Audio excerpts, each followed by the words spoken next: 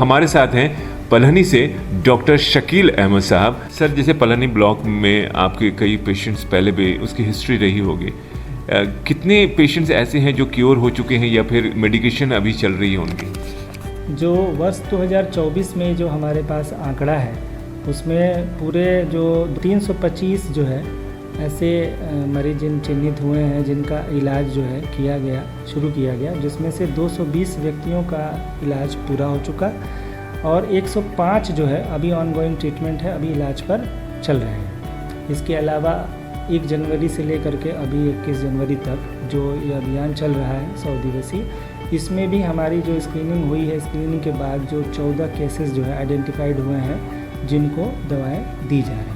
ये भी एक चीज़ निश्चय मित्र जो है वो बनाए गए हैं। निश्चय मित्र सोसाइटी के ही लोग मुख्यतः इसमें शामिल हैं, जैसे ग्राम प्रधान जो ग्राम स्तर पे हैं, आशा हैं, आंगनवाड़ी हैं, को एनएम हैं, हमारे स्वास्थ्य कर्मचारी भी हैं और कोई एनजीओ भी हैं, जो कई गैर सरकारी संगठन हैं जो इस तरह के सोशल वर्क में इन्वॉल्व हैं।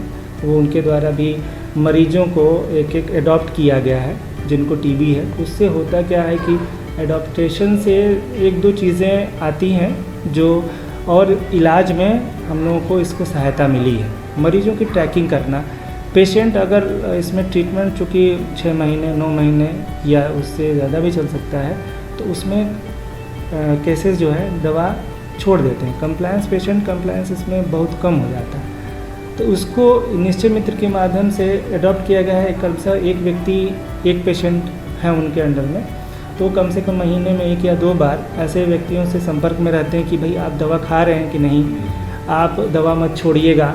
तो उनको एक मोरल बूस्टअप भी होता है और उनको लगता है कि हमको कोई पूछने वाला भी है इस समाज में, तो वो दवा डिफ़ाल्टर नहीं होते हैं, दवा छोड़ते नहीं हैं बीच में। तो चूँकि इसमें एक इम्पॉर्टेंट चीज़ है कि रेगुलर ट्रीटमेंट में अगर दवा कोई बीच में ही छोड़ दे तो ड्रग रेसिस्टेंट ट्यूबरकुलोसिस होने की संभावना ज़्यादा बढ़ जाती है, प्रबल हो जाती है।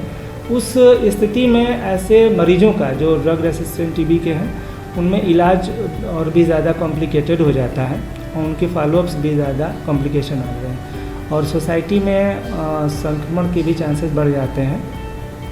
तो हमको उस पर भी फोकस करना है कि उन मरीजों के साथ साथ में वो डिफ़ाल्टर ना हो, वो बीच में दवा छोड़ ना दे, क्योंकि रेसिस्टेंट टीबी एक जो है बहुत ही कॉस्टली भी पड़ती है और कहीं ना कहीं उस पेशेंट के लिए जो है सोशली और इकोनॉमिकली वो जो है ड्रास्टिक भी होता है उस पेशेंट के लिए। और जैसे कि हमने आशाओं से बात की है तो उसमें ये भी होता है कि लोग दवा खाना ही नहीं चाहते हैं। एक चैलेंजेस आप लोगों के लिए ये भी हैं, तो उसको कैसे टैकल कर रहे हैं?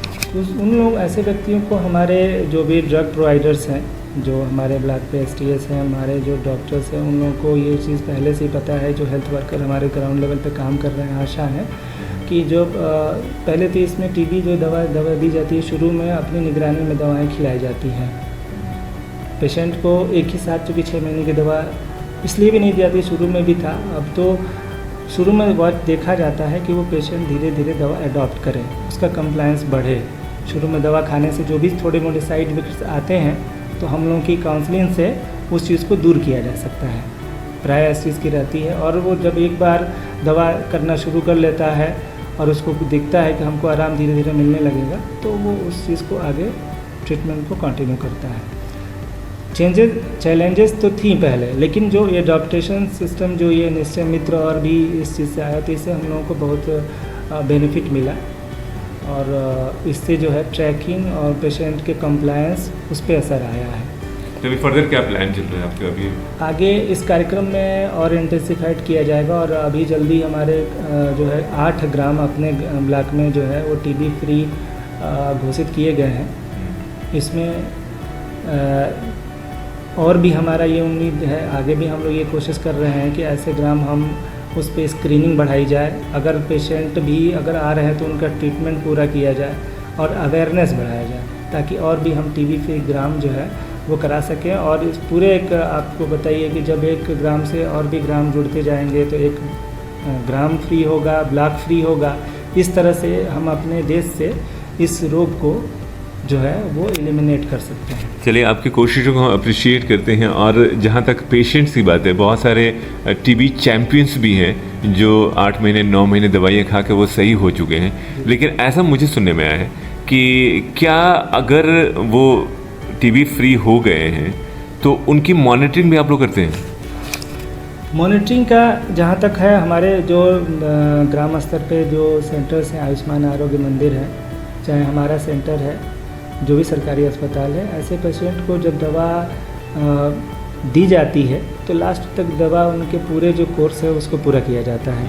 उसके बाद उनको कुछ इंस्ट्रक्शन दिए जाते हैं कि आप जैसे ही अगर इस तरह का आपको दोबारा लक्षण कोई आपको लगे, या प्राय मौसम बदलने पर आपको जैसे ही वायरल इन्फेक्शन या कुछ भी होता है, सर्दी जुकाम बुखार हो, तो आपको तत्काल जो है दवा आपको करानी है और उसमें कोई लापरवाही नहीं करनी है। दवा जब कराने जाएंगे तो जो भी डॉक्टर उसको दिखाएंगे आप किसी सरकारी अस्पताल पर, अगर उनको लगता है कि पुनः किसी और जांच की आवश्यकता है तो उस जांच को कराएंगे। और हमारे ब्लॉक लेवल पर STS के भी माध्यम से ऐसे पेशेंट की जो है मासिक या इस तरह की पूछ जो की जाती है कि भाई आप सही हैं कि नहीं। CHOs हैं, आशा के माध्यम से, चूँकि आशा ग्राम स्तर पे जो भी ग्राम के वो ऐसे पेशेंट हैं, वो आशा के द्वारा उन ऐसे व्यक्तियों की मॉनिटरिंग की जाती है, फीडबैक लिया जाता है। बहुत बहुत शुक्रिया आपका। आंखें बंद करने से रात नहीं हो जाती है, इसलिए अगर टीबी हो जाए तो चुप रहने, छुप के रहने से टीबी ख़त्म नहीं होती, आपको आगे बढ़ना पड़ता है। सरकार ने 100 दिवसीय सघन टीबी अभियान चलाया है और इसमें जड़ से मिटाने का एक संकल्प है। उस संकल्प में जन जन की भागीदारी की बहुत ज़रूरत है। जैसा कि शकील साहब ने कहा कि चैलेंजेस भी आते हैं, तो अगर आपने दवाइयाँ शुरू कर दी हैं तो प्लीज़ आप दवाइयाँ बंद ना करें। तो 90.4 हाफ लेमन रेडियो और शकील साहब कुछ कहना चाहते हैं। एक चीज़ हमको और भी आपके लिसनर्स को बताना चाहेंगे कि जो टीबी में सिर्फ इलाज ही नहीं पेशेंट का, कि वो इलाज कराने की आम जन को भी ये चाहिए कि इसका अवेयरनेस में अभी कमी है। तो हम मीडिया के माध्यम से भी, हमारे भी बहुत सारे प्रचार जो हमारे सेंटर्स हैं वहाँ पर चलाए जा रहे हैं अभियान, तो अवेयरनेस का जो गैप है वो पूरा हो। और ये भी कहना चाहेंगे कि निःशुल्क जांच हो रही है इस रोग के लिए, निःशुल्क दवाएं भी दी जा रही हैं और दवाओं की किसी भी प्रकार की कमी नहीं है। तो मैं ये चाहूँगा कि जो भी लिसनर्स हैं, अगर आपके आसपास इस तरह के लोग हैं तो इनकी जो है सरकारी अस्पताल पर सलाह दें कि वो आएँ, इसकी जांच कराएं और इलाज का लाभ उठाएं। देखिए भाई, जितने भी सरकारी संस्थान हैं, जो भी अस्पताल है सरकारी, वहाँ पे पहुँचें, ब्लॉक लेवल पे पहुँचें, आपके गांव में भी हैं वहाँ भी पहुँचें। सर ने कहा कि दवाइयाँ अवेलेबल हैं, तो दवाइयों के लिए आप निश्चिंत रहें, आप बस आगे बढ़ें, दवाइयाँ लें और कंटिन्यू रखें जब तक आपका कोर्स पूरा नहीं हो जाता है। बीच में अगर आपने दवाइयाँ छोड़ी हैं तो फिर ये और भी संकट की स्थिति हो जाती है, आपके लिए भी, आपके परिवार के लिए भी, समाज के लिए भी, पूरे राष्ट्र के लिए भी। तो इस अभियान को सफल बनाने के लिए बहुत ज़रूरी है कि आप अपनी जिम्मेदारी समझें। अगर आपको सारे लक्षण आते हैं जो टीबी से जुड़े हुए हैं, जो सर ने भी बताए हैं और हम अक्सर रेडियो पे बता रहे होते हैं, और हमेशा हम आपको जागरूक करने की प्रयत्न करते हैं, और सर ने कहा कि मीडिया की भी ज़रूरत है, तो हम आपके बीच हैं, सर की बातें हम आप तक पहुंचा रहे हैं, तो आप इनकी बातों को बहुत ध्यान से सुने। और अगर आप समझ चुके हैं तो अपने समाज में भी लोगों को बताएं कि कोई जन जन की भागीदारी चाहिए, आप सभी को जुड़ना है, तभी जाकर भारत टीबी मुक्त बनेगा। और हम इसी उम्मीद के साथ आप लोगों से विदा ले लेते हैं और आप जुड़े रहिए 90.4 हाफ लेमन रेडियो से, क्योंकि ये चटपटा है। थैंक यू सर हमारे साथ जुड़ने के लिए। Welcome, thank you.